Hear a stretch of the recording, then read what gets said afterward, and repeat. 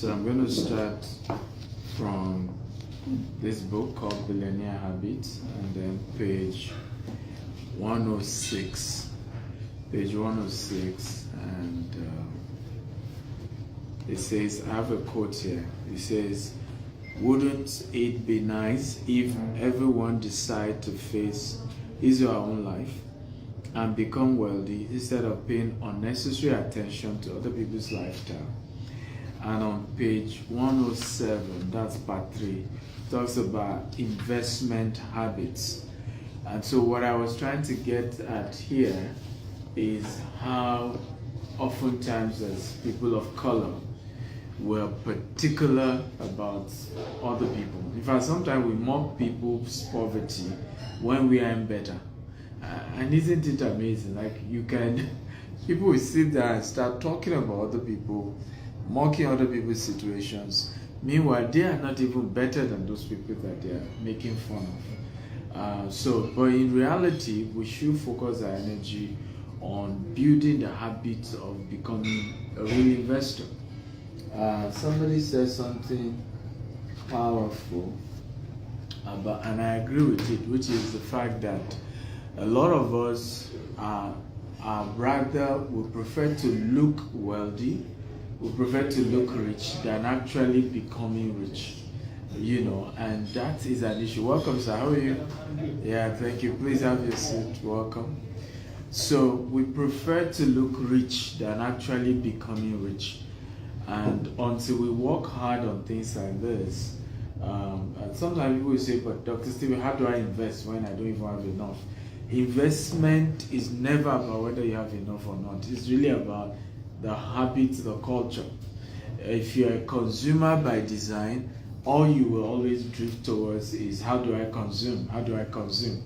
If you're a producer, on the other hand, all you are thinking about is how do I produce? How do I produce? When I moved to Dubai, the only thing in my mind is how do I sell something? How do I add value? Right? When we open our business in the US, the same thing. How do we produce? How do we add value? And now we have several projects we're investing in, amazing stuff we're doing in the US as well. We're about starting some big stuff also here in the UK. But it begins with the mindset of, are you going to see life from the investment perspective or, consumption perspective? I give you a practical example. Oftentimes I hear stories about the reason why I'm not an investor is because I do not have enough money. Now, many of us agree with me that that's not true. Because no great investor actually use their money. It's other people's money. Let me take it deeper. No great country became great with their money, at least as of today. So let's start with the Great Britain, where we are. These streets were not built with British money, right? Africa was colonized, plundered, and the resources was used to develop it and make it look what it looks today. Am I making sense at all? And that's why you will find some of the biggest diamond and gold here, even though they don't have them. Okay, because they took them. Is this making sense? Same thing with France, right? Same thing with even America. Had to, take advantage of. You look at the African Americans. I mean, I say African Americans. Yeah, partly African Americans having to come in as laborers, but if you also look at the Indian Americans, who were like the forerunners, who were the original owners or the natives of the land that America possesses today. So the argument is, and today when you look at it as well, bless you, just take your time. Yes, and I'll let you. No, Sorry, continue, please. Right. So if you look at your life even up to now, even America, yes, it has oil, but guess what? It's more bordered about the oil it can take from other countries, right? It has gas, it has all of that. So the same thing when it comes to investment. What will really take your business to the next level isn't just your own personal money that you're investing. The personal money you're investing will do two things. It will first of all shows that you have skin in the game, right? So if, for example, I'm doing a project, for example, in the US, it's going to cost us $40 million, right? Now, it's easy for me to say, please come and invest in this project because one, we fully paid for the land. We're fully putting our resources to do stuff on that project, right? So if I'm not saying, bring your money to you, it makes sense. But if I don't put my own personal money, and then I'm saying everybody should come and put their money, people will be skeptical. And that's where really your money comes in. Number two place where your money comes in sometimes also to test it and be sure this thing works. If I've used my own money to do an investment and it worked for me, right? Let's say I decided to invest in anything. Let's assume I invested $10,000 and I converted that $10,000 to $15,000. So now I am sure that every year I can make a 50% return on investment in that particular type of investment, isn't it? I can then reach out to everybody in this room and say, you know what? Come and bring your own $10,000. I will give you 20% every year. Right? I know that I've used my own money to have done it, and it has given me what? 50% guaranteed, isn't it? So I know that no matter what happens, I will be able to give you back your 20% return on a yearly basis. Is this helpful? So we must understand that what is stopping us from being great investors has nothing to do with that we don't have enough money. But it has everything to do with, number one, we are not trained about what exactly are we going to invest in. How do we invest in it in a safe and secure manner, right? How do we get the courage to even take the risk of doing the investment in the first place? All this comes through training, because if you're scared of investment, it's a fear, is a function of lack of knowledge. Knowledge always will destroy fear. And that's why the Bible talks about faith coming by hearing. Hearing, two hearing now. Emphasis on the fact that it's not the first time you are trained that you become free from fear of investment. You have to constantly be trained about the subject of investment, about being an entrepreneur, and gradually you won't even know when you have evolved into who you are supposed to evolve into. Yeah. Sometimes the day you discover you've evolved into who you are supposed to evolve into is the day you are irritated by your old friends, right? Because you just realize they are discussing things that just irritate you, and then you just don't know. But you used to laugh with them. These things you are irritated by used to make sense to you before. So now you realize that, oh, I'm growing, that's why. I no longer fancy some of these senseless talks that is not really adding any value to us. Is this making sense? So we as people of color, that's why I'm doing a lot of this meet and greet, we must hammer into ourselves the need to prioritize investment, and it begins with training. Number two, it begins with mentorship. A lot of us do not have any financial mentor in our lives. I'll share a very funny story with you guys, and I pray your children will never be in that position. So here was I went to meet my father-in-law. I wanted to marry his daughter. Okay, this was many years ago. We just buried him recently. May his soul rest in peace. Yeah. And he kept just asking me questions. So, who's your father? I mentioned, of course, he's not a famous person that he knew. Okay, who is your mother? She's not a famous person he knew. Okay. At some point, you have to even come out and say, is there anybody in your family that... Because I can't just give my daughter, right, to people that there's nobody notable.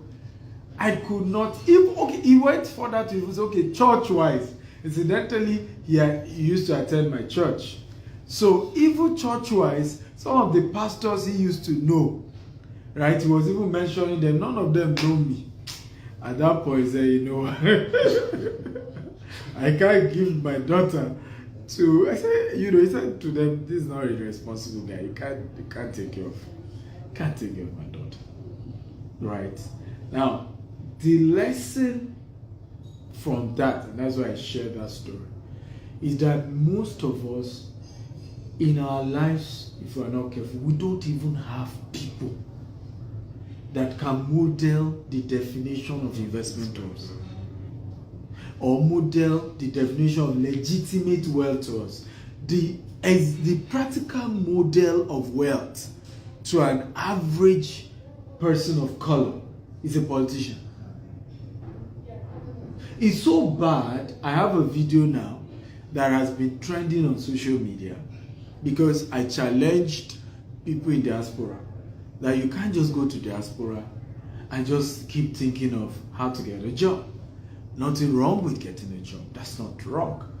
But at some point, you have to think ownership.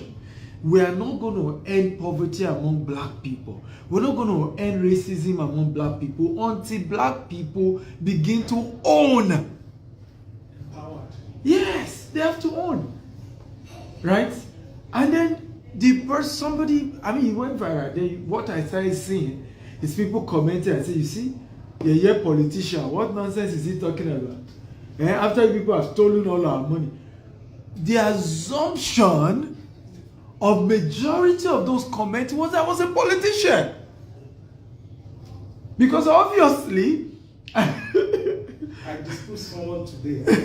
yeah. When I invited, sorry to interview. Yeah. I invited the person to come here today. Yeah. And he was telling me he was in there. I said he's not. I think he watched the one on my con. Okay. Yes. Yeah. We should walk him alone. Yeah, I said he is not a politician. So, and I was like saying, well, and something just told me, don't listen to him, you better move. Yeah. That's why I was late. Yeah. I came from Kent. Wow. Go on, sir. So, you know, funny enough, if you had watched that Mycon interview to the end, I even said it. That you know, because she was saying, would you want to ever become a politician? I said, I have never dreamt of being a politician. I don't want it. I don't see it as something I want to achieve. But my point is that it's been ingrained in our mind that if somebody is rich, he's a politician. He must have done politics. And people don't, I've never taken government contract in my life. Not only am I not a politician, I've never even taken government contract. Right?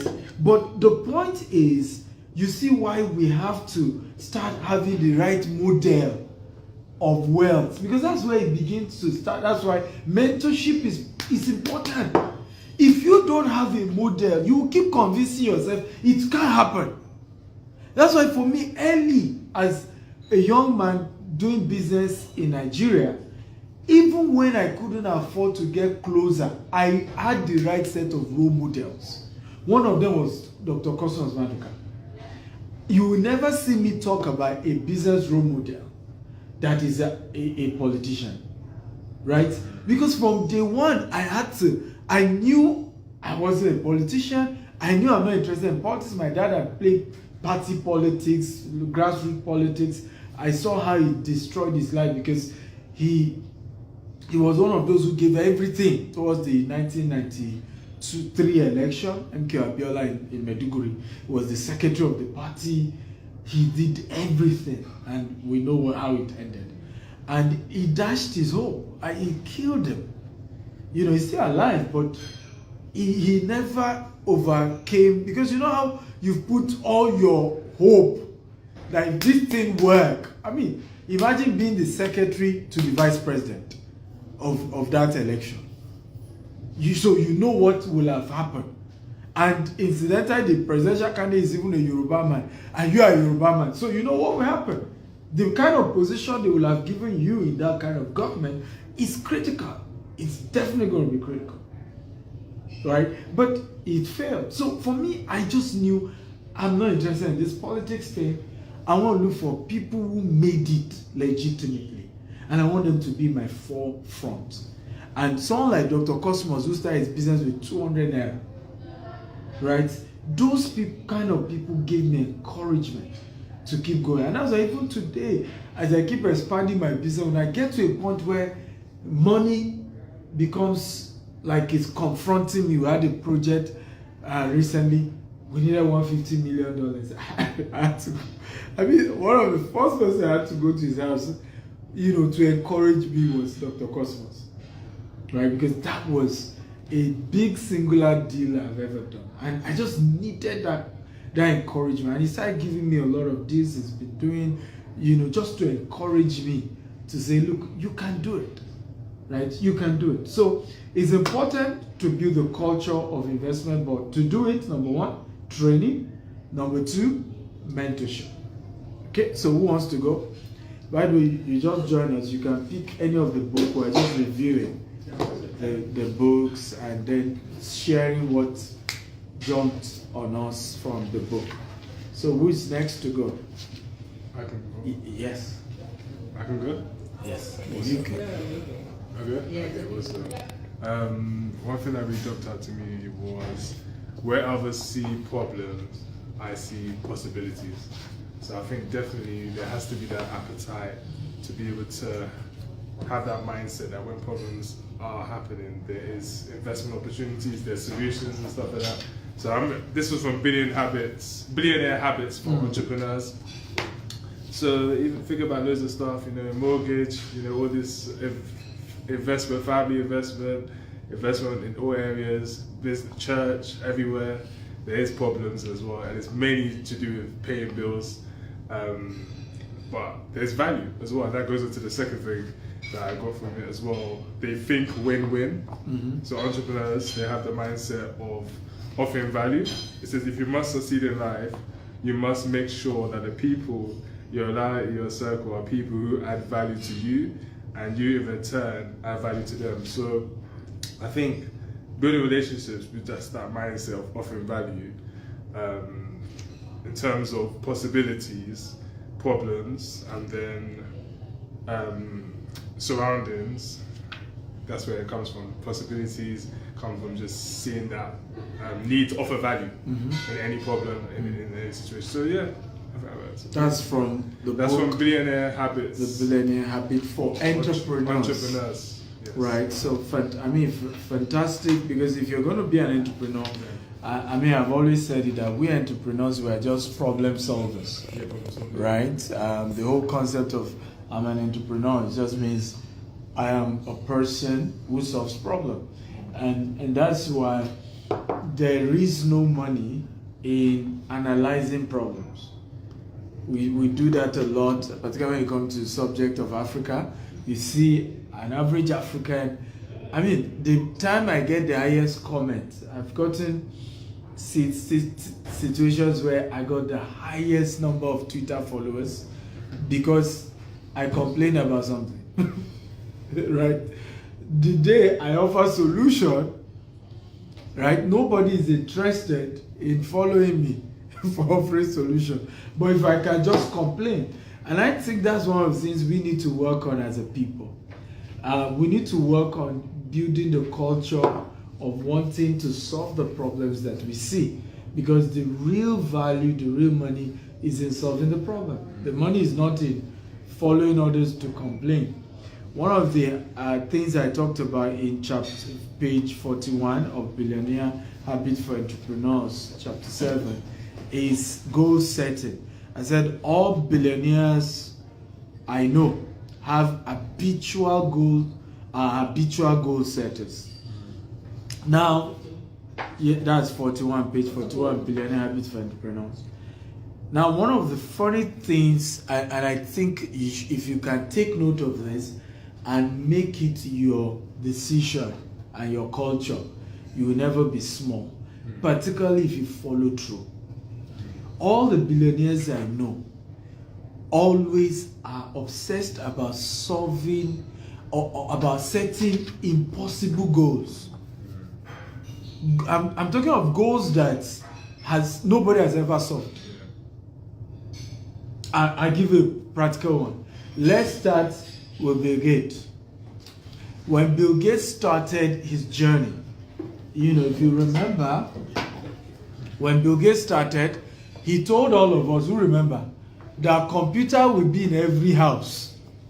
And please, okay, those of them who are younger, they won't understand this.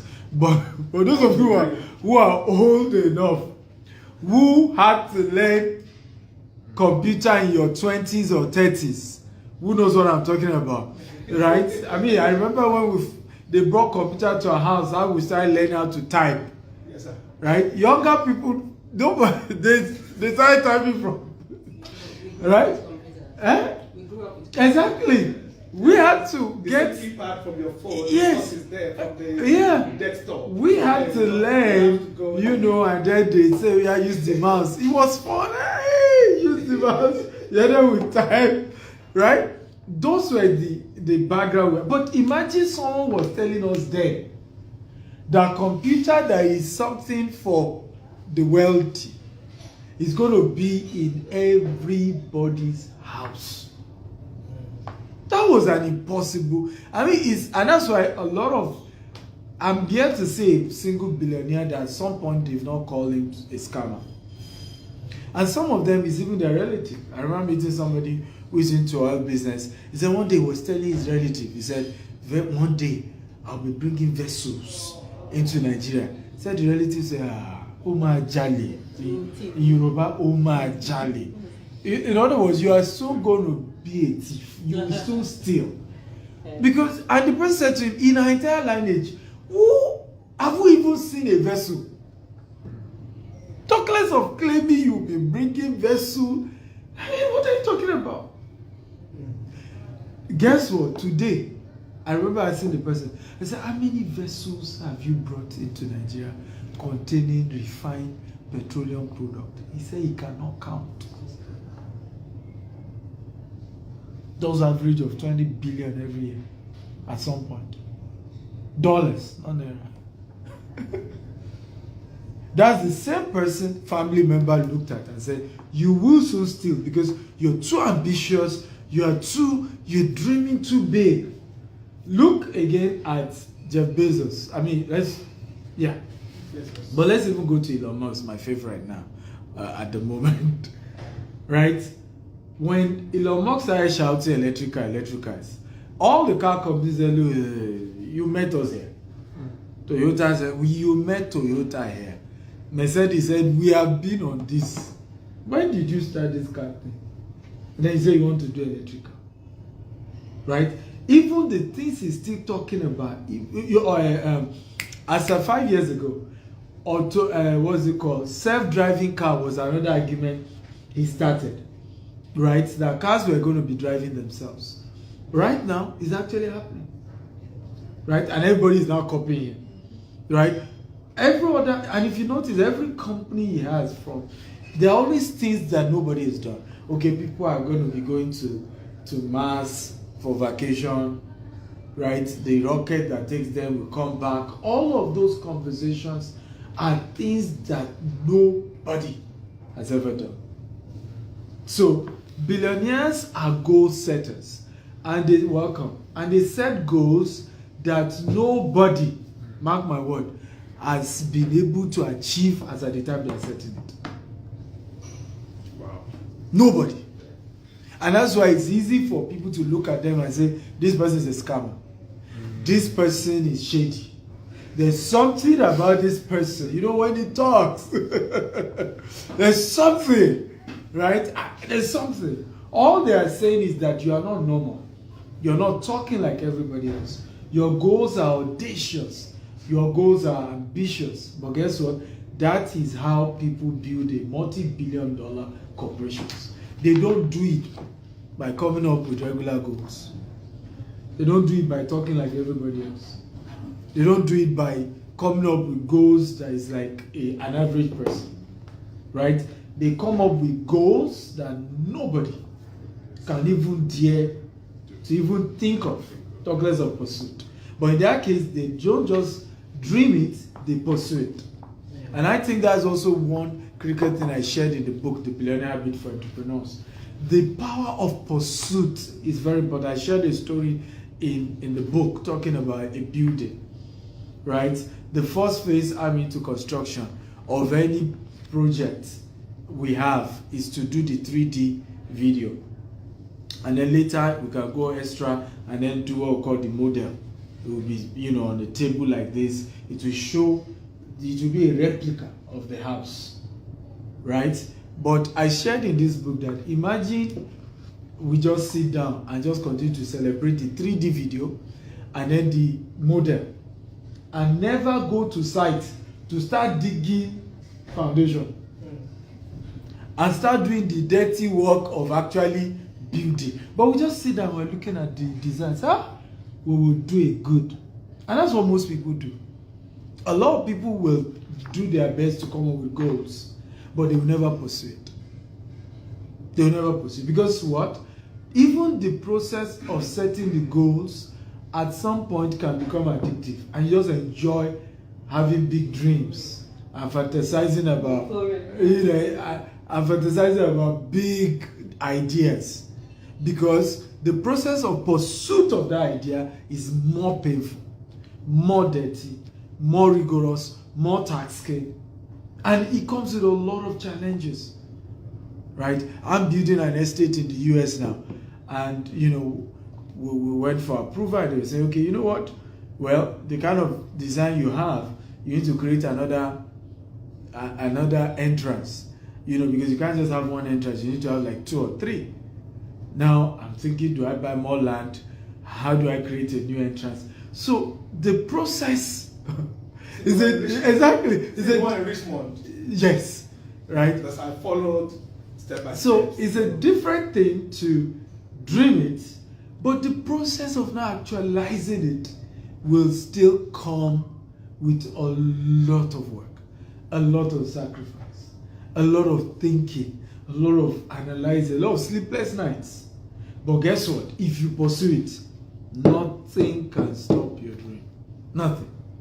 And one of those that have shown me that is somebody most of you here don't like, Donald Trump. If Donald Trump can become a president, first of all, if the first 4 years he spent, it's a proof that if you pursue your dream, it will come. Because there's nobody that has too much baggage. In politics, I always say you should come clean. There's nobody that had so much baggage like Donald Trump. So much. I mean, what else will the guy be accused of that will convince people not to vote for him? And then looking at the way things are going, it's about to come back again. So it tells us again, whether you like him or not, it tells us again that if you can have a daring goal and then you pursue it, it will come to pass. Okay, who else wants to go? Next. Welcome, by the way. Yes. By the way, introduce yourself, tell us your name, what you do, and then yes, you can share. You can pick any of the books. We're just scanning through and then talking about what jumps at us in the book. Yeah. So good evening, everybody. Good evening. My name is Adini Odedino. I'm a registered nurse. I work in critical care in Nottingham Queen's Medical Hospital. I am also an author. Unfortunately, I wanted to bring a copy of my book. I was living in a rush. I'm so sorry. If it's possible, I can send it to you if you are still in England. No problem. Okay. It's titled Clarity, Focus, and Productivity. So while going through this book, I said I'm big on habits and how things work, how to be more productive. One thing that stood out for me is in this page 83. It's titled... Which book? Billionaire Habits for Entrepreneurs? Yes. Okay. 83. Yeah. Business migration. And someone said something I listened to recently. It said most Africans, when we leave, say Nigerians, when we leave Nigeria, when we come to England, USA, Canada, anywhere, we end up living in Nigeria, in England. I've said it in before. Nigeria, in Canada. Yeah, I've said it We do before. not really penetrate. We need to start thinking about penetration, ownership, as you said earlier on, and penetration, domination, and all of that. And my question is, I've been in England for like 2.5 years now. It's easy over time, but not immediately you move to a new country. Yeah. But for you, I've been following you for some time now, right from the time. There was a time you used to do early mornings sessions on YouTube, and I saw that time you were in Dubai and you were quite loud there, you did audacious things there, now you're in the US. Just want to know what are the things that helps to collapse the time to get that done, to penetrate culture and to penetrate circles, to help you actualize what you want to do. Well, good question. Business migration, that's a good conversation. I think the first thing would be not to conform. The challenge is that, like they always say, America will humble you, UK will humble you, basically Western world will humble you. And they're right? Because the system is very complex, the system is very complicated. But the first thing is to refuse to be compromised. Right? Because each time they're telling you it will humble you, what they are saying is that lower your dream, well, shut down your dream. This is America, this is UK. All those big daring dreams you brought from Nigeria or from Zambia, lower them now. Am I making sense at all? Yeah. So the idea for me is, yes, be realistic. Figure out a plan. Figure out, for example, you know what? I need to do a job for the next 2 years. Or I need to do a job for the next 5 years.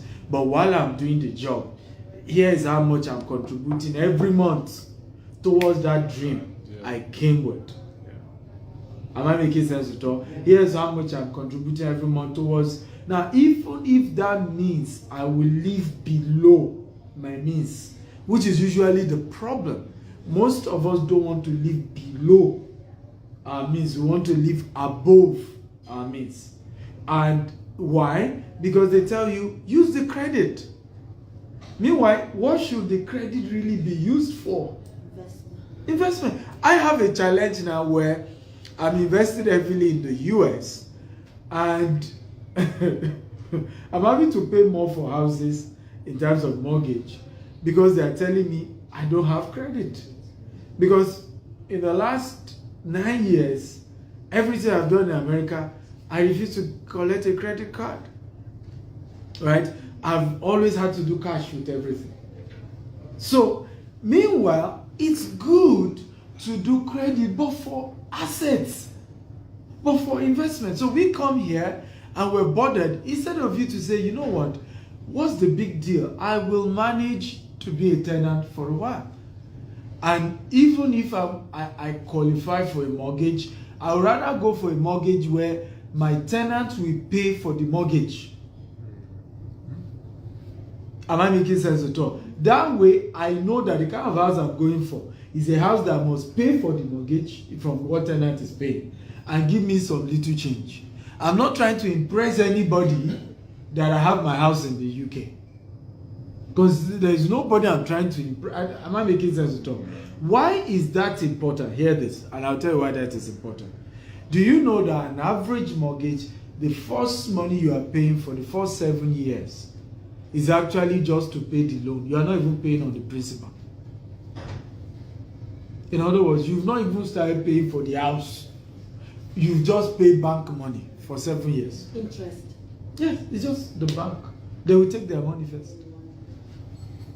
Right? So, if your house cannot generate asset, now, again, the rule changes, like I said. For someone like me,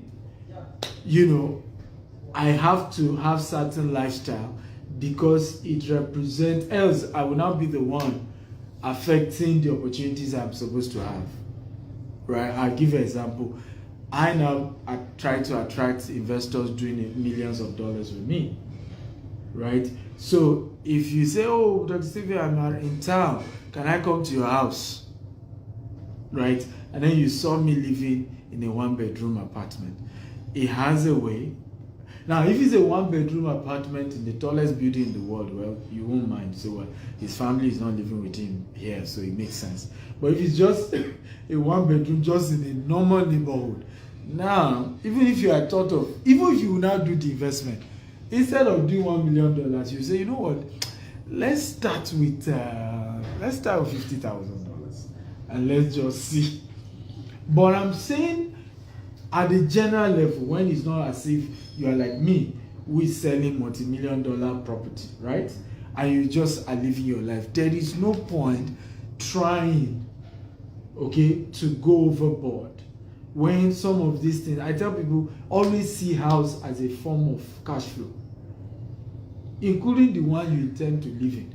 Because I would prefer a situation whereby I buy the right kind of house, I rent it out, and it's in a location, even though I don't like that location, but it's in a location where the rent is good. E.g., I've had people say to me, Dr. Stephen, here in the UK, why not buy property outskirts of London? And they give me names of locations that nobody knows. Okay? And the excuse is that the house you will buy here in London for £700,000, you can get the same house for £150,000 in so place. And then my answer to them is, but how much is rent in the so place? I have a friend here in London who was staying in Canary Wharf. His apartment, he was paying £12,000 every month as rent. Ridiculous rent. Ridiculous rent. Now calculate it. Let's even assume, and I think he was telling me the house, if he were to buy it, even though he now later went to buy another house. But if he was to buy it, maybe the house was, let's say, £2 million. You know, but guys, do the math. I bought a house for £2 million, right? Because it's a tower service kind of house. But I bought it £2 million, 3-bedroom, but well done, penthouse kind of, those kind of 4-bedroom penthouse. But let's even say £2.5 million, right? Remember, I only dropped 30%, isn't it? I got mortgage. And then I got loan for the remaining what? 70%. Is this making sense? Now, in a year, 12,000 multiplied by what? By 12, how much does that give us? 144. 144. 44,000, guys. And 10 years from now,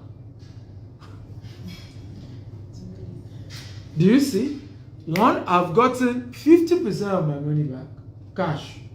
Now, the value of that property that I bought for £2.5 million will have been worth maybe £4 million.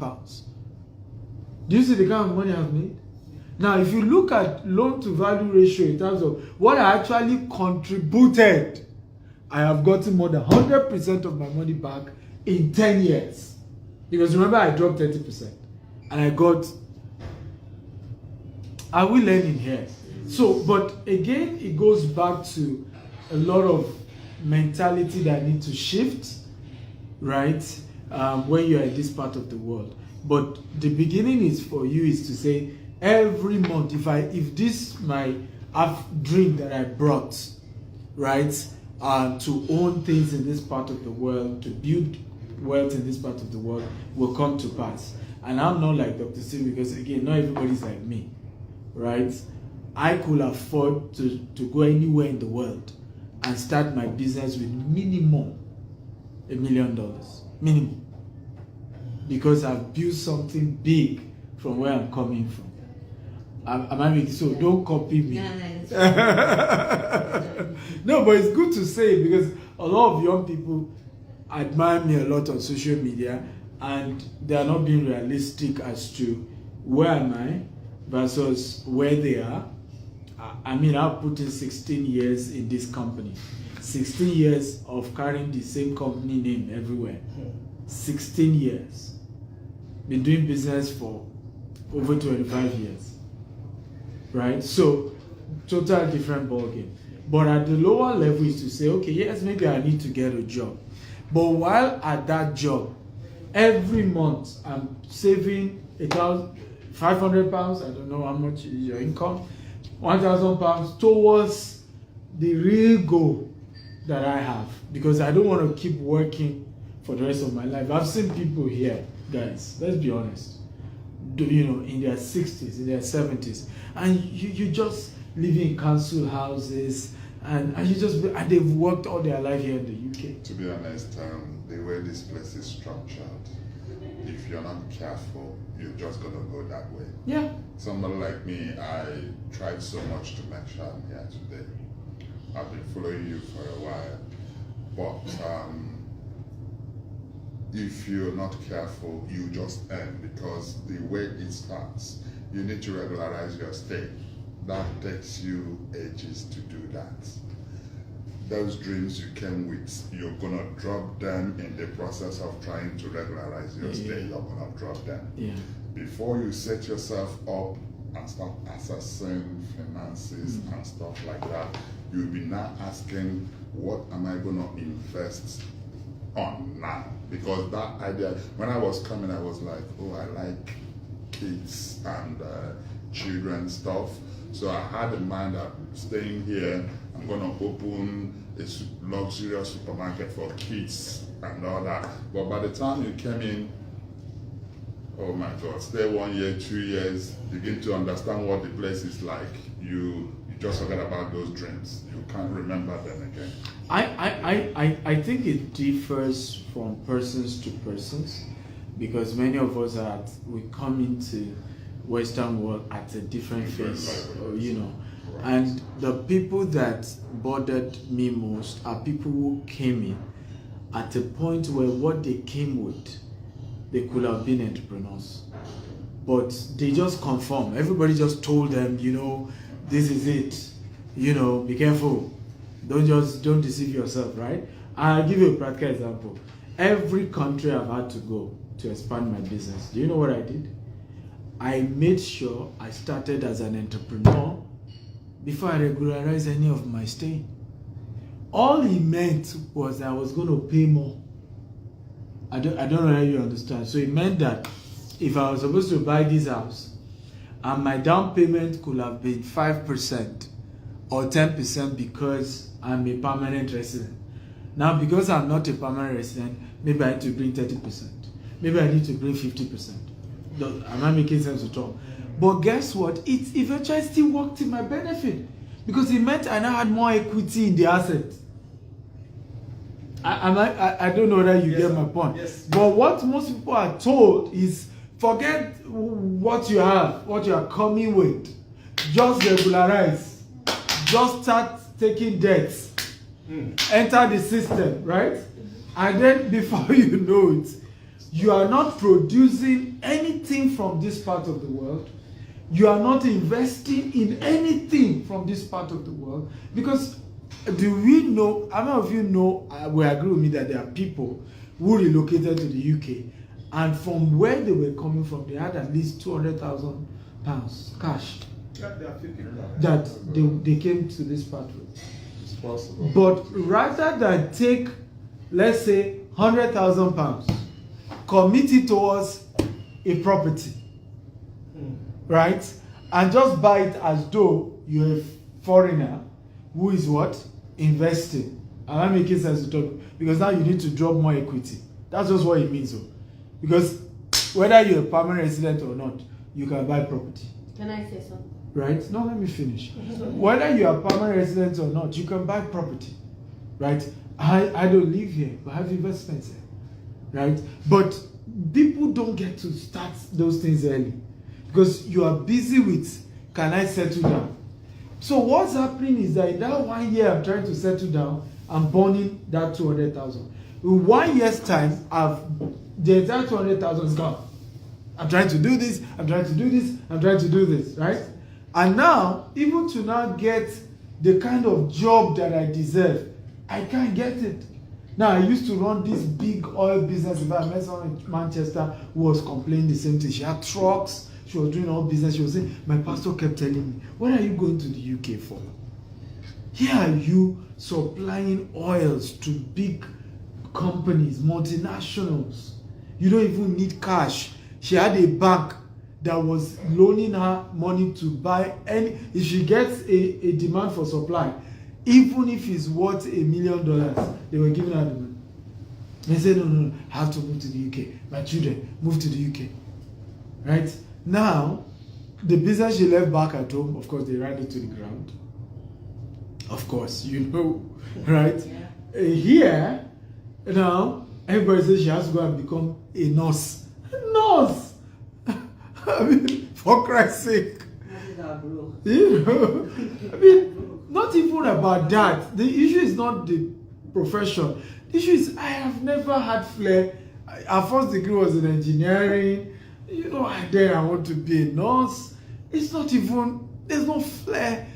And looking at it now, she has some regret to say, maybe I shouldn't have done it. And those are my own argument that if you have had mentorship, because this thing is all about mentorship. Yes, sir. Right? If you have had mentorship, she still could have relocated. Am I making sense at all? But would have done it in a proper way. E.g., like the one I know, is she could have moved a good number of that money, which would have worth millions of pounds, into investing into cash-producing real estate asset here in the UK. Am I making sense at all? And she comes in from day one, I'm coming to the UK to do real estate business. Right? I'll be buying properties that I'll put tenants, and the tenant is generating what? Cash flow for me. Right? But again, if you don't have the training, even if you have the funds, you will still not be where you need to be. But I think even if you have the trainings without the funds, because from where you're coming from and your examples, these guys are coming with bags of money. And if there are 100 people that came into this country, probably just about 10 that have that kind of money you're talking about. The rest are coming in to look for a way to sustain life. Yeah, I mentioned that because you came late. We already addressed that. That's why I'm now addressing these people. I'd address people who didn't come with money, isn't it? And I said that, you know, when it comes to investment, I talked about in the Billionaire Habit book, investment you can never scale your investment with your own money. I don't care how much money you have. So even the woman, she came here, let's assume she came here with £1 million. Okay, how much will £1 million do? You need to scale it. But what that will do is that I can take an investor to my £1 million property and say, see what I've done with it. We talked about that, isn't it? And then more people will give you more money. And then we said that for those who don't even have any money at all, where you start is the knowledge, is the training. The problem is that we come into this part of the world and we don't want to go for training. There's a guy called Samuel Leeds here in the UK. He teaches on real estate. I've heard so much about him. And I've had several people say, I go for this guy's training, very down to earth, breaks down how the UK real estate works. And then some of them will say, I'm probably myself and 2 other people were the only blacks. You know why? The training was £8,000. Or the training was £2,000. Why will I pay? For what? Well, I will not pay £2,000 to go and learn how I can become a multi-millionaire here in the UK. But guess what? I will still dash the £2,000 to an immigration guy that will scam me. Okay? And the reason you say he scammed you is because you really did not even qualify for what you are applying for. Right? There is a level of asset you have in this part of the world that there is no way they will not give you a permanent stay if they look at what you're doing. Because when you are filing, they ask you all these things. Am I making sense at all? Yeah. When you are filing for anything, they ask you all these questions. I don't like people coming late for my training, but you're welcome. Right? So, because they ask you all these questions, right? When you're filing for anything, where do you work? What do you do? What asset do you have? Right? And then they are looking at you, and I keep saying this, even these people just want to add value to them. You know, and there was a video, I think it was a pastor sharing this, and I agree with him 100%. When the UK opened their border, come and do your masters. Everybody thought they were Father Christmas. No, they were not Father Christmas. Number one, they needed money. The universities post-COVID, right? And most people don't know that the entire UK is built around the university system. That's why every city in the UK has 1 or 2 universities. Some even have 3 universities. So it's built around London, for example, is built around the universities. Right? That's what keep bringing people in. And COVID had just literally almost shut all of that out. So the universities were struggling. They needed cash. Some of them were going to shut down. Right? So first thing, you are injecting cash into the university system, because average person was coming £30,000 was what they were coming to come and do masters, isn't it? Yes, sir. Now, do you think they were forgetful when they incentivized it to say, come with your family and children?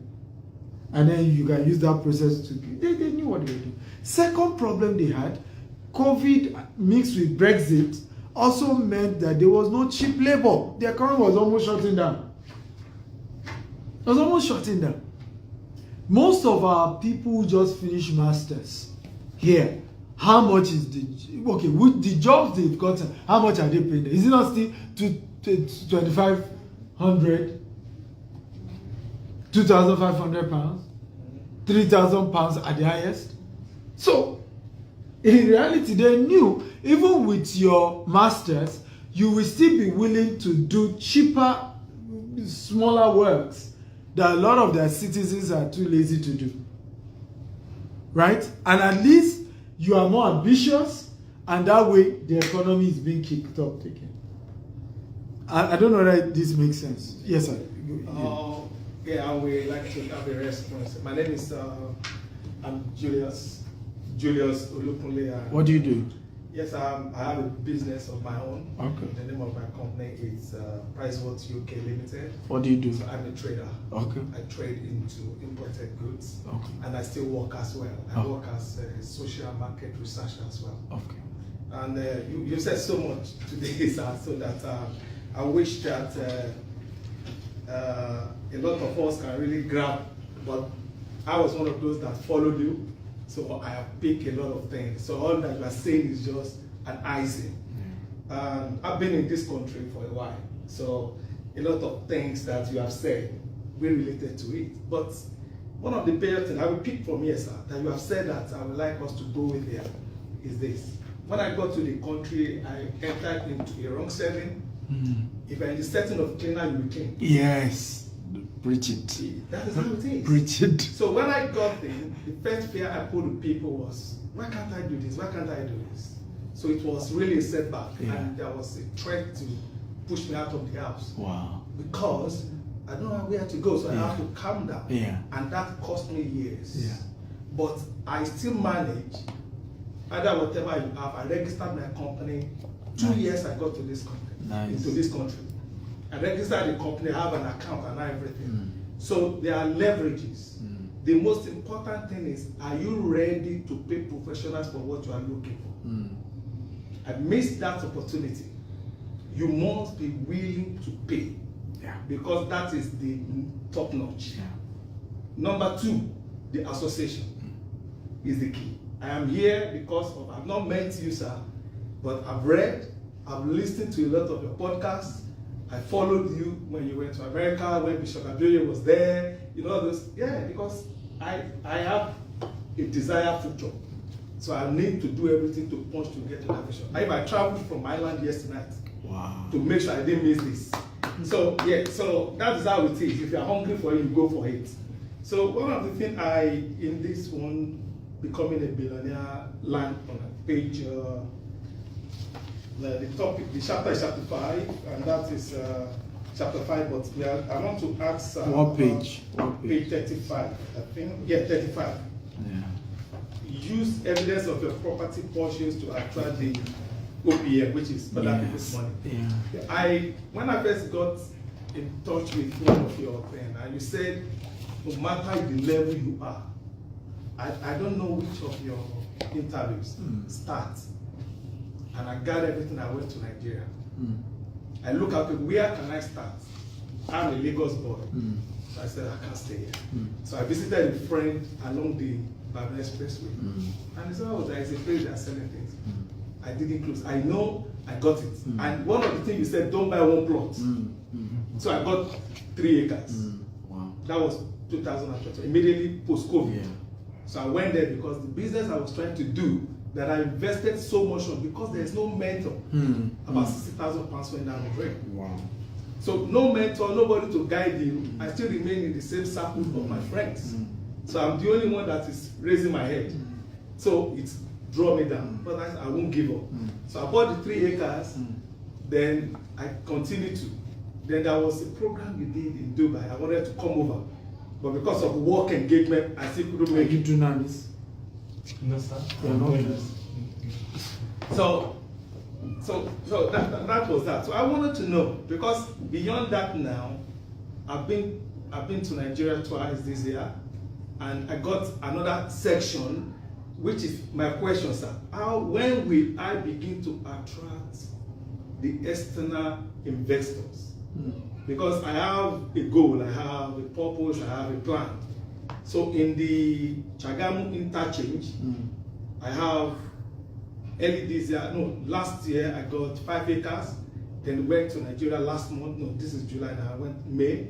So I wanted to open it, but one of the things you said is make sure you understand the locality. So I didn't open the land up. So I was waiting to know if there are other people that will sell more land.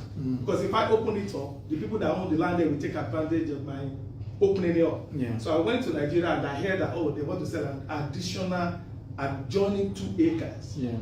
So even though I don't have much money, but because I know where I'm going, I bought the 2 acres. So now I'm back here. I just came back a few weeks ago.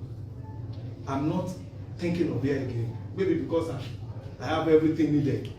But my thinking is Nigeria. People are coming here, but me, I'm thinking more there. So now I have 3 acres, I have 7 acres together. 7 acres together, 3 acres together in the same local government. So I have a standard I'm trying to, because Lagos Island, Lekki is, to me, is high cost ending. So I'm thinking, okay, fine. Not everybody can buy Lekki 25 million, 30 million. I tried to deposit for Jasper, so I said I will come to that. So then I got to this level now I am, sir. How do I leverage? Should I present my plan? I have invested money into the plot of land, and I have my building idea, but I'm targeting, because of the locality, I'm targeting low and medium cost house building. So it's not selling the land. I'm thinking of buildings, maybe 3-bedroom mansionette for the medium cost houses, and maybe 2-bedroom for the low cost houses. To rent or sell? It's both ways. It's going to be some for rent, some for sales. But I'm trying to leverage on the industrial hub of that area. Lagos Ibadan Express. Yeah, and that interchange, we have Nestle, we have International Breweries, big companies. So I want to leverage their cooperative, incorporate it to my plan, and look at the FMB, Federal Mortgage Bank. So at what point, sir? Maybe we may not exhaust that. Yeah, like you said, OPM, other people's money, sir. So yeah, beautiful question. I mean, you're right. I mean, in fact, incidentally, that's the same page I wanted to talk about in the book. okay. Yes, if you notice, I folded it on the same thing. It was this same conversation that ultimately, and that's my argument about becoming an entrepreneur. It is other people's money you can use to grow business. There's nothing you can do. Even if you start a business today with $5 million, $5 million cannot remain the only size of the business. You have to constantly keep growing the business. So you will keep needing money, keep needing funds, keep needing investment. That's just normal to entrepreneurship and business. So how do you now begin to attract other people's money? The first thing is to have a grand vision about the dream. So, like I talked earlier about, that all these billionaires have like impossible goals, right? Nobody will start putting their money into average goals. Nobody. But when you have these goals that are daring, what is, for example, yes, it's 7 acre and 3 acre you have now, but what's the long-term goal? Share that 50-year goal plan. 30-year goal plan. When I started real estate, I had a vision 2035. Right? And the goal was that we're going to build 25,000 green and smart homes. They were going to be smart and they were going to be green. I had never seen anybody say they were doing that. Right? It's either they were doing green home or they were doing smart home. But to combine the two, I was the first. And the vision was even bigger than that. We're going to be putting golf courses in some polo club, hospital. You know, it was grand. And then I started sharing it. Of course, like I shared on Instagram this morning, you risk people mocking you. Because particularly those who know you. Like, okay, he says he wants to do. He does not, even his house. Is his own house green and smart? You know, people will start like, what nonsense is he talking about? These things are not realistic. This, you know, but as long as you can overcome managing those who have known you, those who are ready to mock you and make fun of you, and just keep focusing. What you notice, some of your first set of investors may just be meeting for the first time. Because they don't know your background, right? They like the idea, they like the story, and that's why you must be willing to be vulnerable. All of you now, I'm seeing you for the first time today. Am I making sense at all? But I had thought of you before seeing you. Does it make sense at all? I've thought of adding value to you before seeing you. It may not turn out that some of you will not eventually invest in my business later or not, but the first thing is that I needed to, you know, think of you. I needed to be willing to add value to your life and add it at the highest level, even if you are not paying me. May I make a suggestion to Yeah. this man's thing? Let me finish. Sorry. I'm the teacher. No. You're too much in a hurry. No, just that. So yeah. let me finish. So it's important to know that that's the mindset. So here am I, disturbing myself to come to London, do a training, get a venue for you guys. You know, when we're done now, I mean, the refreshments you guys are free to take, and you're not paying me a dime. Of course, I still have a paid training later in the week, but some of you may not even be able to afford it. But that's the mindset of attracting other people's money, because some of you may never be able to buy what I sell, but you go and tell somebody else that may now end up doing business for you.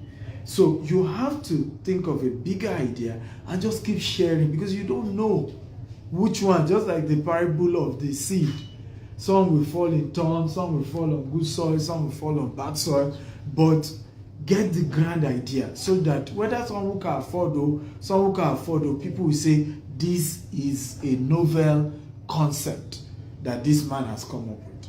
Number 2, get training. I had to go to Harvard University when I looked at how big what I wanted to do in the US is.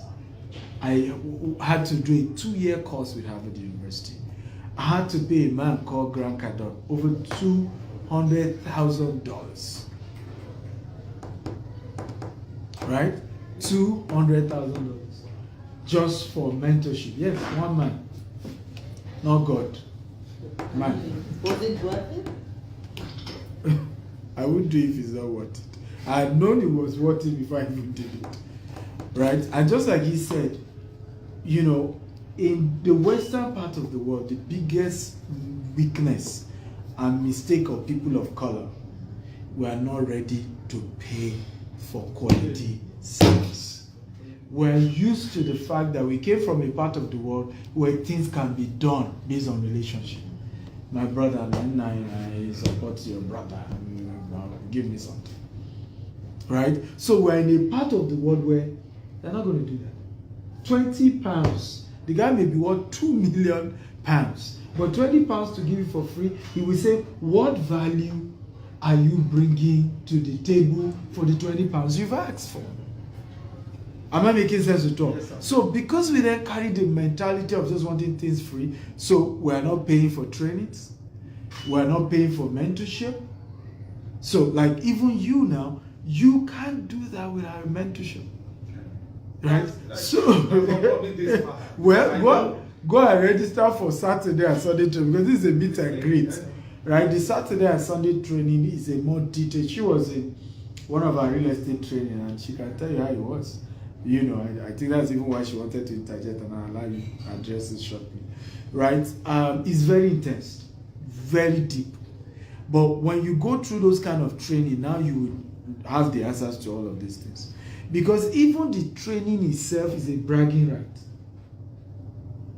I want to do something, I want to build a portfolio worth $5 billion in the US in the next 5 to 10 years. If I can't get a mentor that has done it, then I'm deceiving myself. That's why I went for Grant. Because he currently controls a portfolio of over $5 billion in the same US. So he knows what I need to know. The relationship is critical. I still went for his training in March and paid for the VIP class $25,000. And then paid for next year on. And this year ahead. Because I got discount if I was paying ahead. But for me, it was a case of, I'm going this direction. There's somebody that's gone there. If the man puts saliva on the floor and asks him to lick it, if that is the secret to controlling $5 billion worth of really, I would do the same. Because success leaves clue. Just find somebody who has done it, follow their full blueprint, and you replicate it. The only rule is that they are not going to mentor you for free. As long as you come up with the mindset of, I'm ready to pay whatever this person wants me to pay to know what they know, I promise you, you will not just know what they know. Hear this.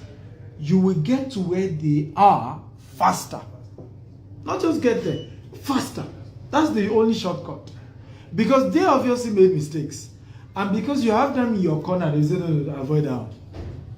Right? You don't even know the mistakes you've made now on the land you bought. If you had a mentor before you buy the land, is when we start sessions. I say, you should have done this one. Well, on next one, I will carry out. Am I making sense to talk? But guess what? Those were mistakes I made. For example, I wasn't strategic in picking locations for land. You won't believe it, until 5 years doing real estate.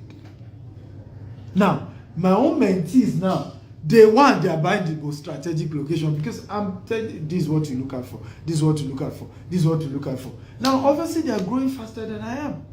What took me 5 years, they are doing it in 6 months. Right? And that's really what is missing in the people of color entrepreneurship ecosystem. We want mentorship for free. It doesn't work that way. You can't expect me to leave my billionaire corporation and then sit with you when my own CEOs are looking for me to ask me for ideas about how they will run the company I gave them. Then you want me to sit down with you and give you ideas for free. Right? Good evening. Thank you. Hello. Hello, welcome. Please have your seat. Right? So that's oftentimes where we miss it. I don't know whether this makes sense. That's where we're missing it. So sometimes some of us don't even know we've made mistake until 5 years later. Say, I bought the wrong land. I bought this, I did this. And by that time, sometimes we've exhausted the liquidity and everything. Number two, even the mentorship relationship is also what gives you the credibility for other people's money. Are you getting what I'm saying? Yes. Because sometimes people are saying, okay, they will ask you those questions. So you just started this business, you want me to invest. Did you study real estate? Say, no. There's this man, Stephen Akintayo, I watch his videos. Okay. This Stephen Akintayo, so, is he mentoring you? Is he? Say, not yet. The man is expensive, I can't afford him. But I'm watching his video. Excuse me. I said, okay. No problem. Nobody thinks you have anything. Okay. Are we together? Yes. So they are gonna be in their mind looking and say, okay, if it's me, I can assure you I won't invest. Because first of all, this wasn't like this was your course of study, you know, and then you're asking me to come and put my money into a business you're starting. It's not like there's once you really studied it, you've never done it before. It's not like you have a mentor who is more successful, that I've seen you with him in, you know, different times, and I mean I know he's on your corner. Am I making sense at all? And I can say, okay, well, I may not trust this guy, but I know this guy, right? And I know this guy is a man of integrity. He doesn't do bullshit, right? And if you will pick on this man to mentor him, he must be putting the right values in him. I'm going to take that risk. Not even on the guy, but on his mentor. Is this making sense at all? So I have enjoyed those kind of things. I've had a situation where somebody told me one time, said, I went to Dr. Cosmos Maduka's house and he was talking about you. And I just called your office. It was that time I was even telling me, just call your office, and I invested over 100 million. Do you see now? Now, I didn't even know. But just based on what my mentor was saying, I'm sure even my mentor did not know that the guy probably know about me. But just because, you know, all these young people, there's one young man that, you know, have been close to me recently. He's doing this, I'm proud of what he's doing. Right? The guy will live there and say, because of his mentor. I can trust him. Right? And for this person to be saying this much about this guy, I may have not trusted before, I may have my doubts, but this person, I know he's not going to talk like this if he doesn't have his facts. So I'm going to invest. So those are part of how we access OPM, is the fact that even the mentorship relationship we're building is also adding credibility to what we're doing as well. It's helping people to be able to trust us more, right? Because they know the caliber of people that we're associating with. We have a conference in August, and I encourage you to be part of it. If you can come to the US, please do. If you can't join the virtual one, Dr. Cosmos Maduka will be there physically. John Maxwell has confirmed. Les Brown, you know, a lot of great people, right? Traveling all the way. Right? But guess what? It's not for free. I don't need to tell you how much. Okay? It's not for free. But it also keeps helping the brand. So in that kind of class now, somebody may not know me. He just maybe even came because of the John Maxwell. Right? Dr. Maxwell is saying, hey, I've known Stephen for a few years now. I've spoken for him several times. I love what he's doing. I'm proud of him. But he said, you know what? Because of John Maxwell, right? GTEx take $2 million. Thank you, sir. That was deep. That was, yeah, because I know Senior Maduka follow you all over, because you know, when you follow each other, I saw his name, and I know the man cherish mentorship a lot. So, well, I may start late, but I know it's never late. No, it's never. It's never. I mean, I will encourage you this Saturday and Sunday. I've not sent the links. I will send it to you. It's here. In fact, I will take you to my presidential suite after some session. We eat together. It's 2 days with me. We are doing 6 hours every day, and we're breaking. And I'm bringing a lot of my friends and partners here in the UK. So because I'm looking for people. Now, here's the issue with real estate investment here in the UK. Finding the perfect deal is the problem. Okay, so for example, when we're trying to invest, either we're looking for land or we're looking for lots. A house may be on, you know, it may be an old abandoned house, and then we're taking over and then we're refurbishing it, right? Now, we're always looking for something with a permit. Planning. With a planning permit. and it's difficult to get if you're not based here. Yes, Right. sir, because most of the buildings are graded. Yes. And when they are graded, you can't do the facial modification. Yeah. So you have But to you maintain- that you are you here, have to maintain, yeah. but you that you're here, you can go look for those deals for me. That's right, sir. Right? And you can come and say, hey, I just got this deal. It already has a permit, but we need to pay £3 million for the land. Right? Now, I have people who come this Saturday and Sunday. We share with you. If you give me this deal, we will bring in 70% of the money. We will get you 80% of the money. Right? Now, some of you say, but even 20% of 3 million I don't have. That's where I come in.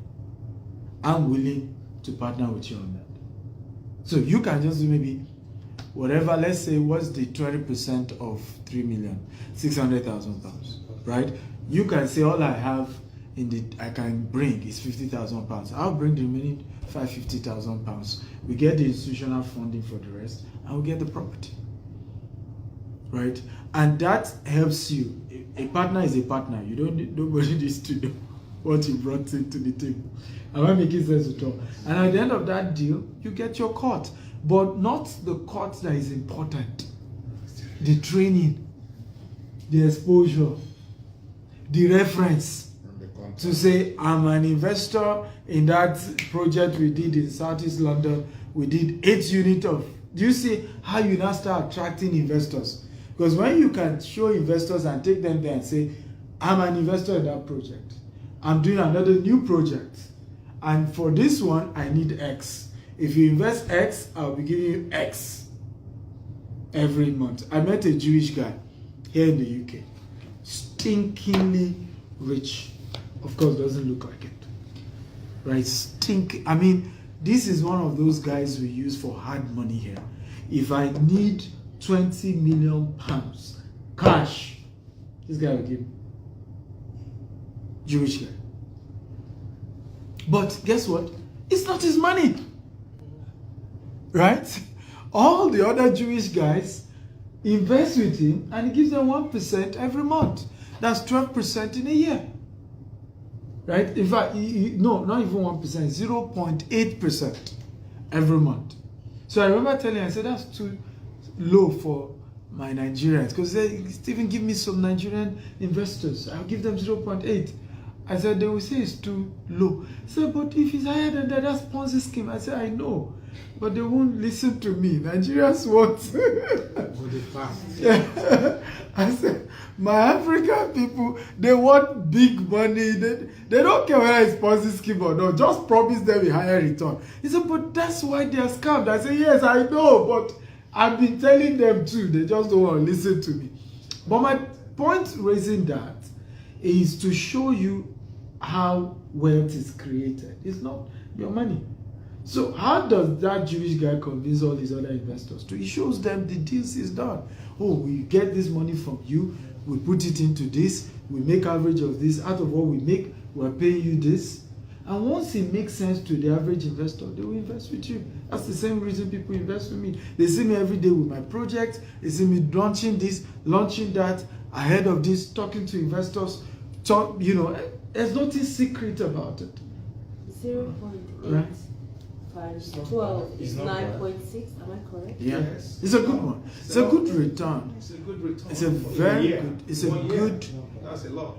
It's a very good return, but That's a lot of people will tell you it's too low, It's a lot. right? But that's a lot in this part of the world. It's a lot. It's a good one. You ain't getting Any that ROI from. 7.5. You ain't getting that from any bank. No bank is going to give you Yeah, that. it's good money. Yeah, no bank is going to give you that. So that's a good, very good one.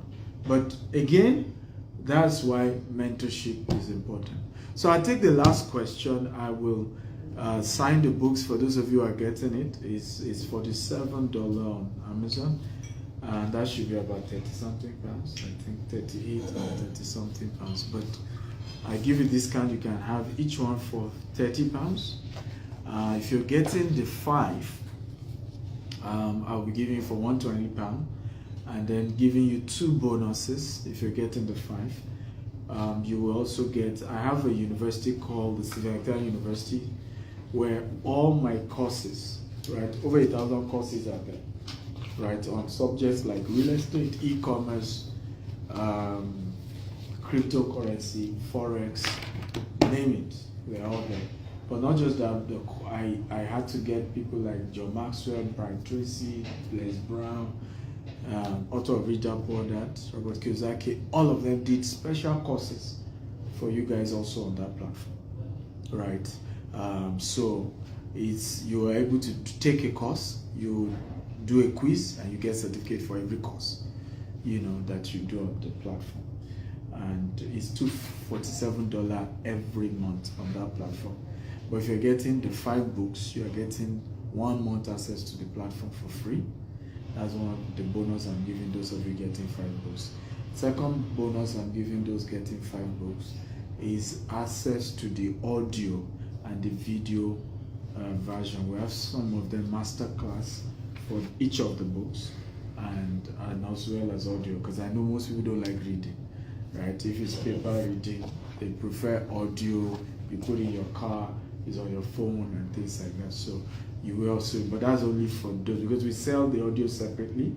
It's even more expensive than the physical one, and then the physical copies. But you'll be getting the audio and video for free if you're getting all the 5 books. Okay, I hope that makes sense. And I'll be signing and we'll take pictures. So I'll take one question. Sorry, sir. I'm sorry for coming. I did not bring thought it down with that because of the traffic. So I couldn't make it earlier. I'm sorry for that, sir. No problem. You're welcome. I really appreciate, because I've been following you since last year, sir.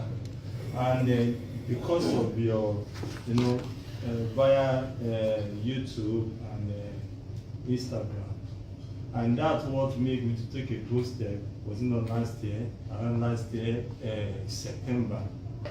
I bought a piece of land around Agbara area, worth of like 6 million naira. But as I'm talking to you now, it's worth of 12 million naira. But on that land, my plan that I'm trying to, up to now, I'm trying to build like 6 flats. Although I've not completed it, but with like 5 shops, because of the strategic area. That because you talk of that, whenever you are buying land, you should make sure that it's a place that you know that you can make money, and then the land will appreciate over time. And I really appreciate you for that, sir. I think God is using you for our generation, because it's a great privilege, sir. And then the second question I want to ask, because... So what's your question on the first one? The first question is that, because now I've already did the decking for because I do 6 flats. 2 bedroom flats separate, and 2 bedroom flats, 2 up, 2 down. But now I've not completed it. But the money that I want to get out now to able to completely, like, I'm trying to, the question that I want to ask that, can I stop the project and invest the money that I want to use it, like about 10,000 pounds? Can I stop the project and invest the money? Then maybe after the money is, maybe I get some interest in it, then I can continue on the project. Or can I continue the project and still invest the money that I... What do you want to invest in? Maybe on the, because you are talking of the Jasper, that maybe some 10,000, minimum of $10,000. Okay, yes. In terms of our US project? Yes. Okay. So, or I should invest it there and continue the project, or should I stop the project for now and then invest the money on the... Well, I'm biased. It's my project you want to invest in. So what do you expect me to tell you? What do you expect me to tell you? Of course, I'll tell you to invest in my project. But I've always argued that you need to finish one thing before you jump into another, so that there's a level of focus, right? Else your mind will be scattered everywhere. So you are doing a project back at home, you're doing this one, you're doing this one, you're doing this one. So you don't want to be too scattered. Okay. The only reason why you might want to pause it and then do maybe something else will be if the area is not necessarily an area where even if you finish it today, you can easily get tenants and there's a guarantee of good returns. Because that's also another issue I teach, because some of you will take half of what I teach and not get all. That even when you do rental property, my argument is that you need to do it in the right locations. Are we together now? Yes, sir. Certain locations attract poor tenants who will default on their rental bills and then waste the entire investment. And then one day you say, Dr. Stevens, what he's teaching is not real, because that's how I put all my money. I did something in Agbara, and at the end of the day, I'm not getting anything. But you didn't hear me true, okay? When you do rental projects, you have to look at the location of that rental project. I would rather put my money and pay more in an estate environment, even though it will cost me more to build the houses in an estate. But guess what? Because it's an estate structure, are you getting what I'm saying? It's more structured in a way that the caliber of clients we will attract, the caliber of tenants are the ones that can pay. But imagine I just go to a suburb of anywhere and I build. The caliber of tenant I will attract. Is it making sense at all? Will be those type of tenants that will not pay me for 3 years. And if I like, I should take them to court. Everybody is dragging themselves. And I look back and I'm saying, what a waste. So, yes, it's good to go back home and do investment. But you must get mentorship so that you know the right places to invest in, the right environment, the right location, so that you don't do all of that. And at the end of the day, and I've seen so many people who have lost so much money. Because even the tenant, even not only did they owe, they messed the house up, spoiled the windows, spoiled the electric, just create a lot of mess. And the house my mother left because of the location, literally the money that comes in from tenants, we just use it to fix the house. There's no profit because of the location. But if that same money I used to build in an estate, even if that estate is in Ibejuleki, because it's an estate, it's Dangote refinery workers that will start living there. You see now, because it's an estate. It's all these companies, top high-end staff that will be living there. And in some cases, it's the company that is even paying the rent on behalf of their staff. So my rent is guaranteed. Right? Make sense? Yes, and second, sorry sir, this is the last question. The second question is, does it worth it for someone to collect a loan for investment? Absolutely, if it's a good investment, but please again get mentorship. I always insist, get an investment mentor. Right? Investment is too critical for you not to have a mentor. If you don't have someone you can call and say, Dr. Stephen, I have this £100,000. This is what I want to do. Can I go ahead? Then you don't have a mentorship. Right? Mentorship is not just you watch my video. That one, I'm a role model. I don't know that you understand. Real mentorship creates access because you're part of a program, right? And that program affords you the opportunity to ask questions directly, customize questions to your own needs. But does it make sense at all? Yes. Because it's difficult to answer some of these questions, except I'm in your life to a level, so I'm able to answer you a lot of questions, and those questions help me to know your unique situation, and I can then guide you based on your unique situation. So I can just say, go and take a loan for investment. What investment are you even putting the loan into? What is the return promised on the investment? What if you took the loan and then what you're actually about to invest is a Ponzi scheme, and then you lose the entire money, and then the bank is chasing you, and then again you say, it's my mentor. You even answer, I'm your mentor, when in reality I'm not a mentor. It's my mentor that says, yes, take a loan for investment. I took a loan for investment and see what's happening to me. So please, some of these answers It's yes, but it's a conditional yes, because it's based on the situations around the investment, the type of, I'm taking loan, of course, right? By the end of this year, the loan I will have taken in US for my investments will not be less than $50 million.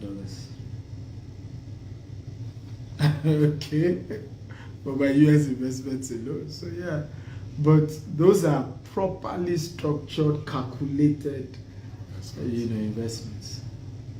Yes, you are the final person. Thank you, sir. So that I can sign the books for others and we take pictures as well. Thank you, And sir. then it ends, the meeting ends. Yes. She wants to remember. Please, do we take our ladies first? Yes, let's take you. Okay. And then we'll take you. Good evening, everyone. Good evening. Thank you for this opportunity, Doctor.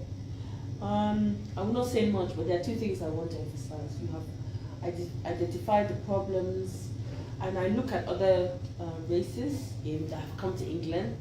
Usually the Indians came and they counted pennies in their shops. But their children were better off than them. True.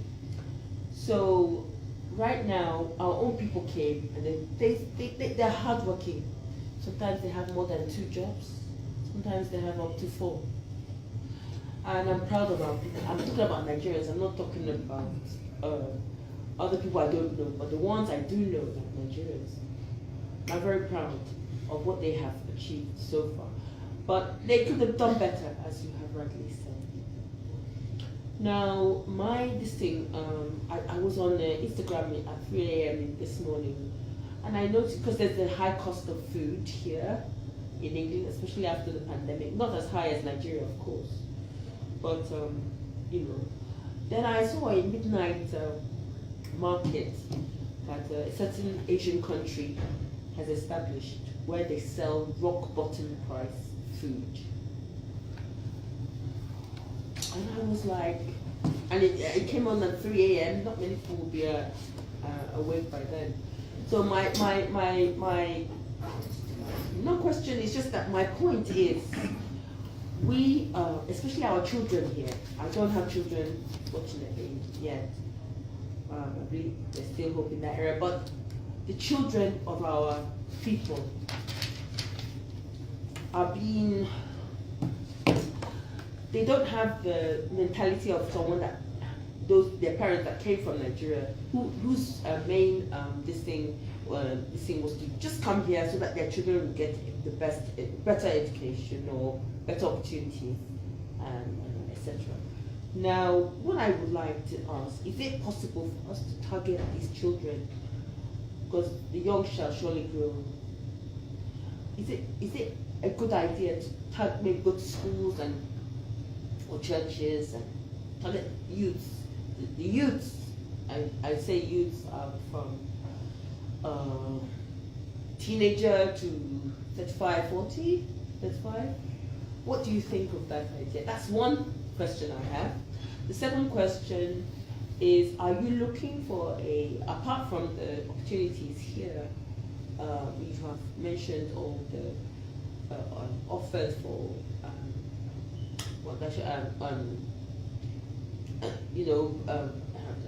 don't know how to put it, other people's money that's,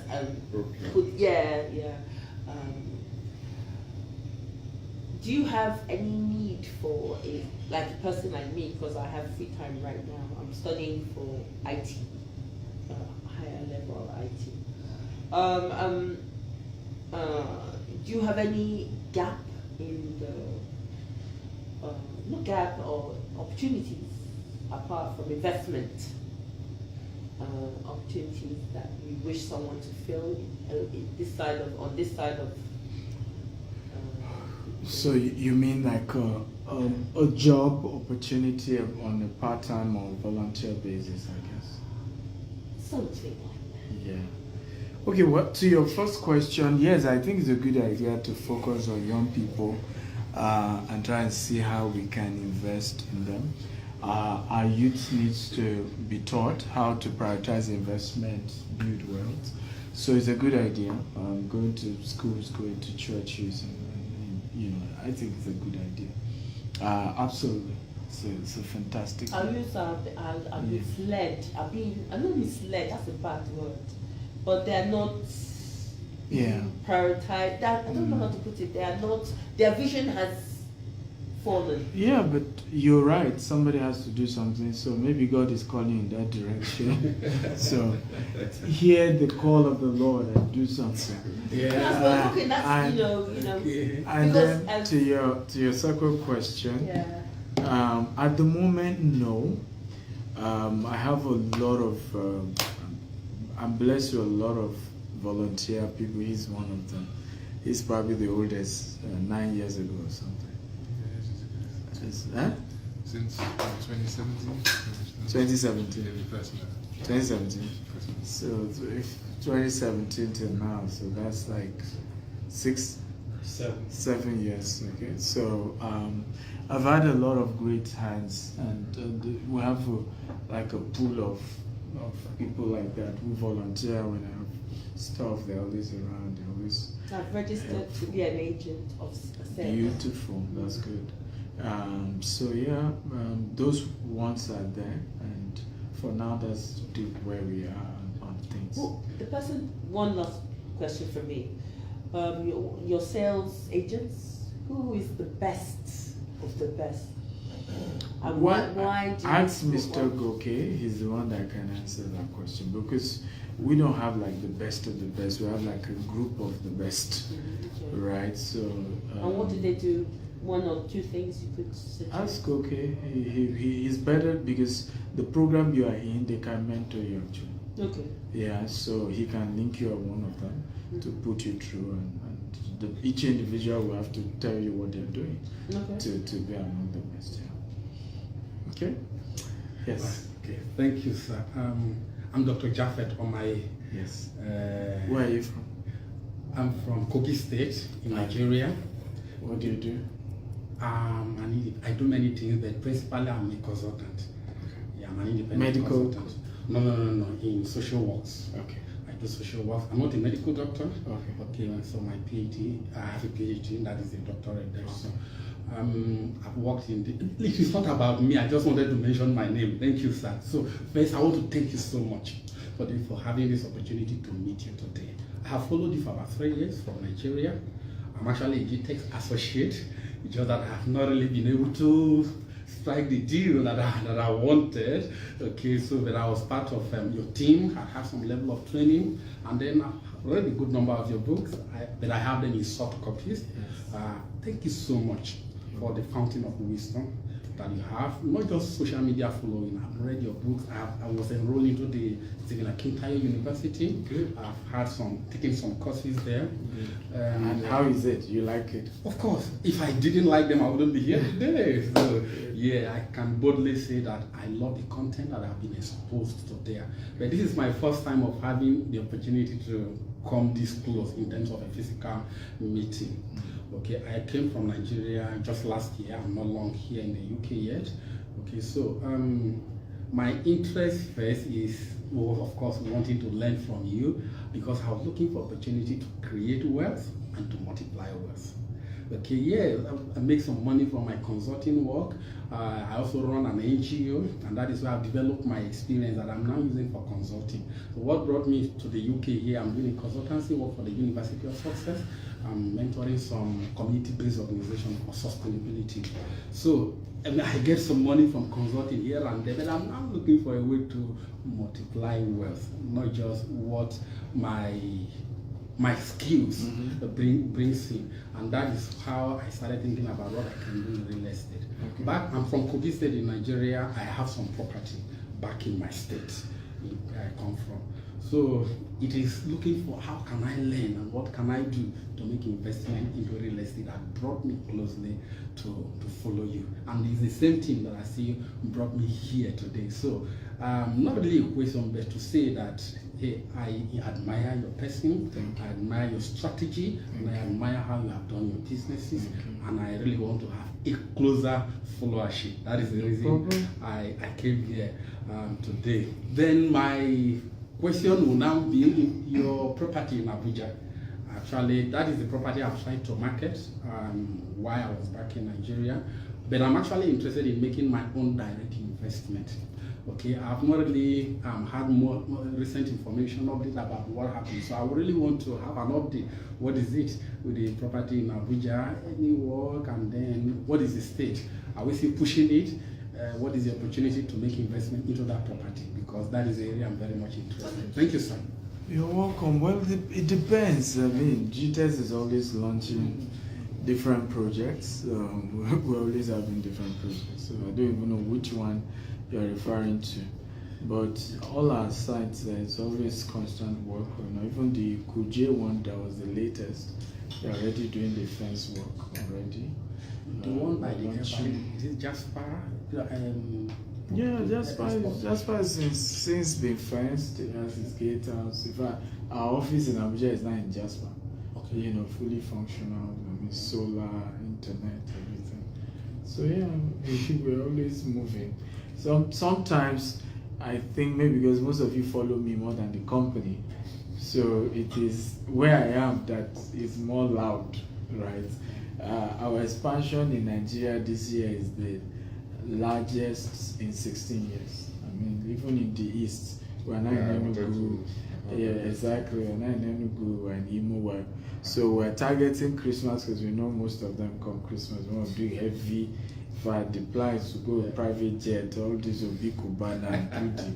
I am not loud, but I want to do it for them because I know that's what my Eastern brothers want. So the goal is to get all of them, charter a private jet and dress in Igbo attire and go and do, probably invite flavor and do a big launch of some of our. And that is one thing I really love so much about you, how you strategically use those relationships. Yeah.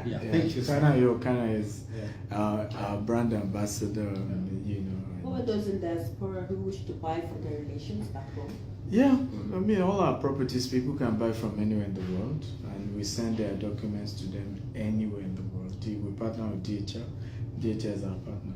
So when you buy a property anywhere you are in the world, DHL will take the document to you. And we started that when we realized that people will give to third party, and those third party will go and say, you know, once I have the type document, I can sell any land.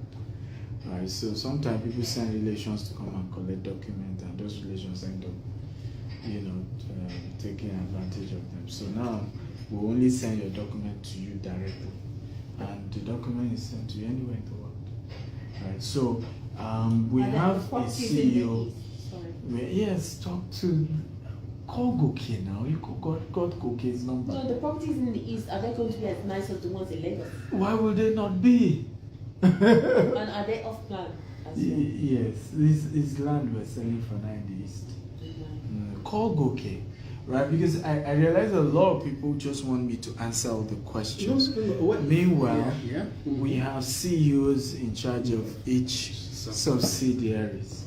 Right, they are the ones that run the business day to day. Sometimes I don't even have the accurate information like they do, because I've not even been in Nigeria for almost 2 months now. In the viewpoint of a salesperson, I'm talking about in the viewpoint of a buyer, as in they are the ones who will give you all those answers, because they are the ones that run the business daily, interface daily, right? So, but I don't know. Some of you are too attached to Dr. Steve. Well, So for those of us that want mentorship, of course, that is for the mentorship, this Saturday and Sunday you need to be here. I can extend 50% discount to you as well as him as well. It's strictly real estate. It's for 2 days, and we break down how to do real estate here in the UK, how to access finance, the types of real estate to do here. You know, and if I've told everyone paying is 100% money back guaranteed. If after the class you have not figured out how to start making money here in the UK, tell me you want your money back, and give, because we're just using the money to pay for the venue and all of that. It's not even profitable. Yes, it's £1,500, but you know, the issue is that if you know where we are, you will know that per night, you know, it's actually because at some point I'll take you guys to my apartment, and that is over £2,000 per night. Right, so, and then we're serving food for the 2 days, we're giving certificates. So what people are paying is just to cover the bills. Well, I'm not making profit from it.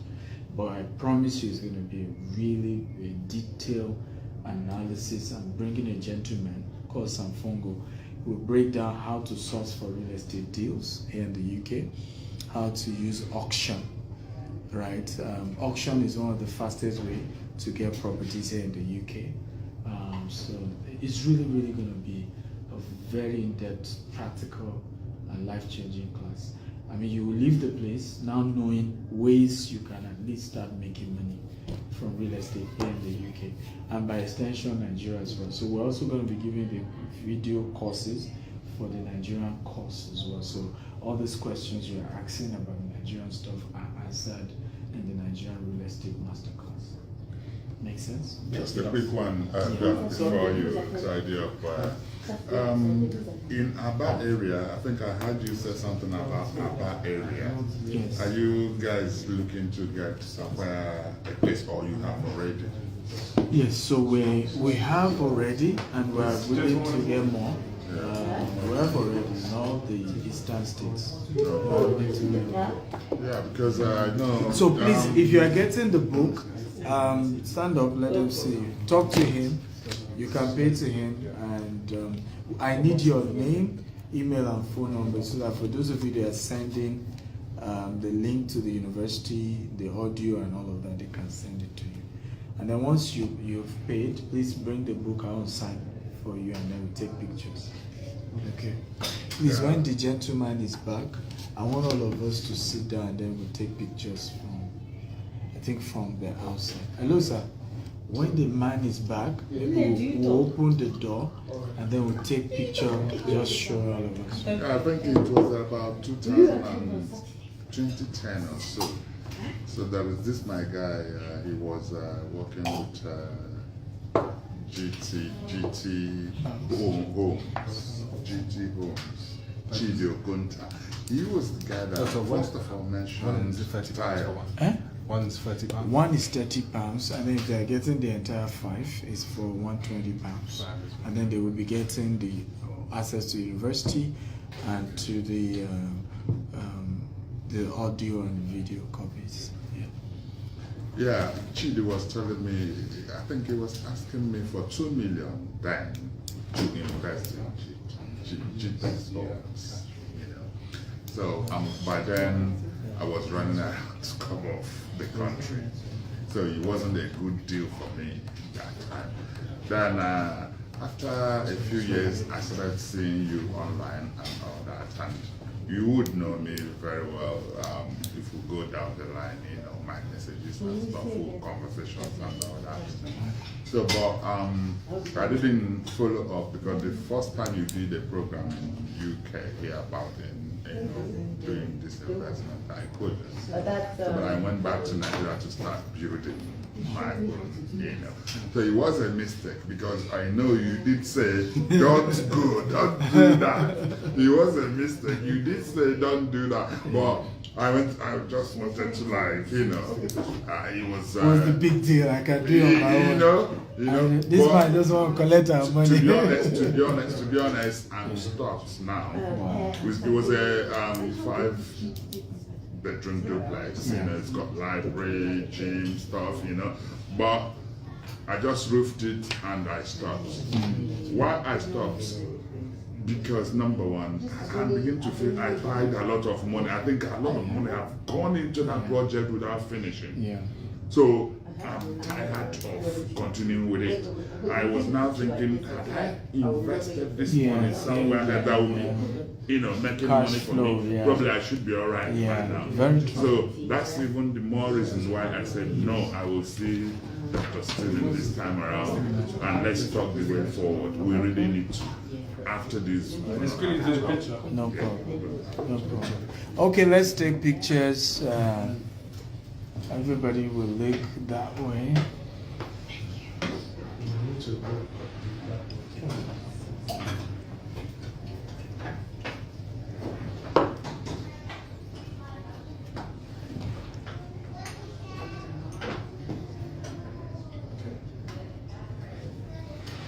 That's fine. Do we have to take the mic off? Or No, no, it's fine? okay. Okay, sorry. It's okay. Yeah. Don't worry. Okay. 3, 2, 1.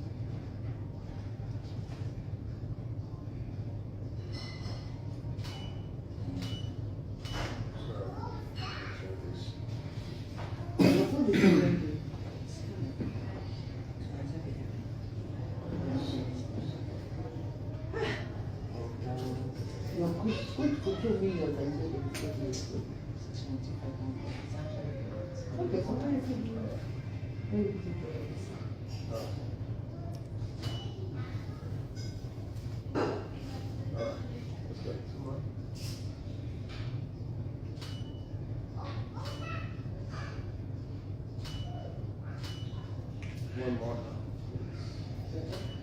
All right, that's fine. Thank you. Thank you. Thank you. Thank you everyone for coming. I appreciate you. Please bring your book, let me sign, and then we'll take pictures, okay? Those of you who watch virtually, thank you for joining virtually. Love you all.